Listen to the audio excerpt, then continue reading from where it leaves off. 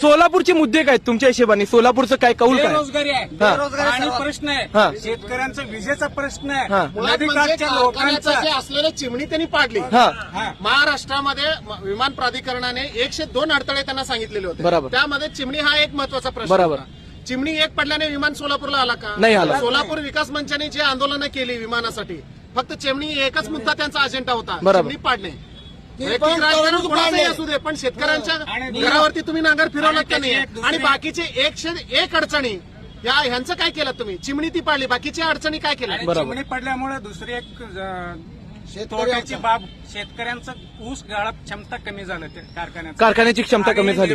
नैराश्यात कारखान्याचं management जे आहे ना ते रस दाखवले नाही शेतकऱ्यांच्या बद्दल जे दरवर्षी दाखवते ते. म्हणजे त्यांनी फक्त चिमणी पडली नाही, सोलापूरचा अभिमान पडल्यासारखं झालं ते.